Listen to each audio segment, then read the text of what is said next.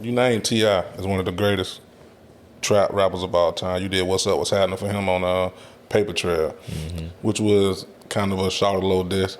Man, how did that come about, man, with you and Tip?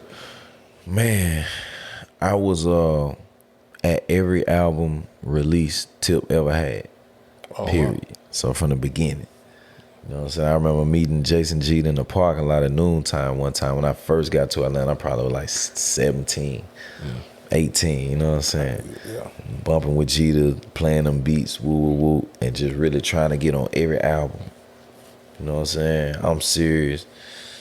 Urban Legend, King, I'm trying to get on every album, you know what I'm saying?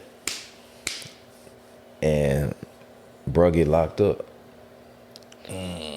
You know what I mean? So he get locked up, you know. In the midst of this, I got Plies and Ross and Jeezy and all this other shit. But man, once I got with Rocco, you know, that's it, brother. Like Tip and Jeezy, cool too, you know what I'm saying, locked in. But like Rocco and Tip was like, you know what I'm saying, close.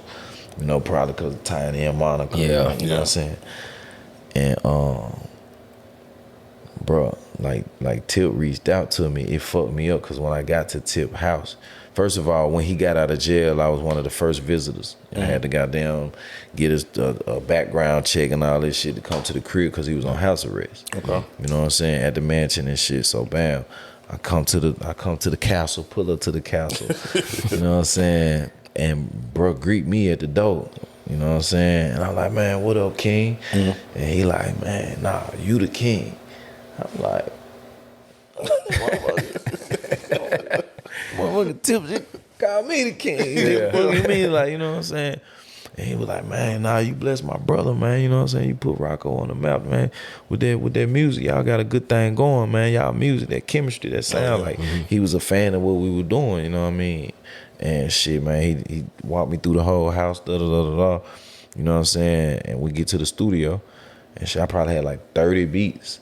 Just cause it was, you know what I'm saying, that was probably the only person I had that much music for, just cause I didn't know, you know, like what if he don't like these, I got this type of shit. Like, you know, cause Tip one of them rappers, he can go anywhere. Yeah. You know what I'm saying? And just me listening to all the beats, I'm like, damn, do I want to stay on the trap shit, or do I want to get one of them Rihanna type motherfuckers? Like, you know what I'm saying? Like, I want to get, you know what I mean? So I had a little plethora of shit, from trap to R&B to pop to bam. So I get to push and play. Man, Tip picked 27 out of the 30. 27? He picked 27 beat. Like, I want that one too. Yep, I want that one too. Give me that one too. Yeah, give me that one. Yeah. Oh yeah, I might as well. Yeah, I might. Yeah, you know what I mean? Just so he could play around and sit with it, cause you know he fresh out. Yeah. Okay. So you know this like a candy store. Yeah. You know what I mean? And out of them 27, I ended up with 4 on the album. What's Up, What's Happening? What's Up, What's Happening? You Ain't Missing Nothing. That was my second Drumma Boy live placement, which I do with all live instrumentation. You know what I mean? Live bass, live drum, live guitar, live keys. You know what I mean? So You Ain't Missing Nothing for real, homie. You Ain't Missing Nothing for real. Did My Life Your Entertainment. Him and Usher. That was a cold. Ready for Whatever was the first song he recorded when he got out. Yeah. That was one of the songs he had to change the lyrics like 15, 16 times just because the lawyers kept saying, we can't say this, we can't say this. Damn. Yeah. Okay. And he trying to explain the situation and getting caught with the guns. You know what I'm saying? So that was the first song he cut, and then What Up Was Happening ended up being like the leak single. Yeah. Damn, that's crazy. He asked you a minute ago about your top 5 trap rappers. I have to ask you because it wouldn't be right, because you have a musical ear and you started out very, very young when it comes to music.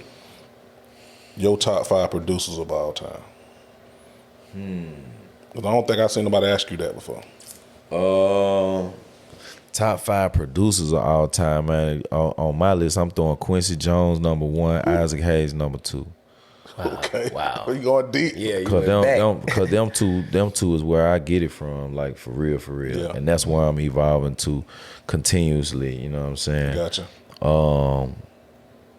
Dr. Dre number 3. Okay. Yeah. Pharrell number 4. Ooh, for real? Okay, I ain't see that. I won't know who number 5 is. Yeah. 'Cause I got something in my head. Man.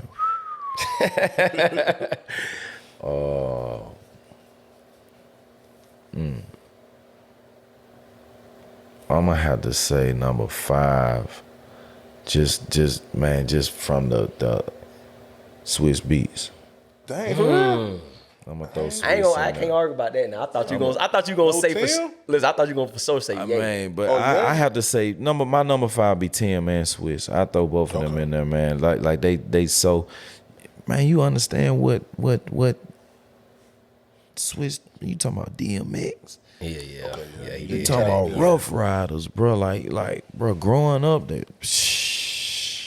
just you know what I mean. Like that was I was the biggest Rough Rider fan. Man, I remember when Cash Money Rough Rider tour. That was my first concert. Yeah.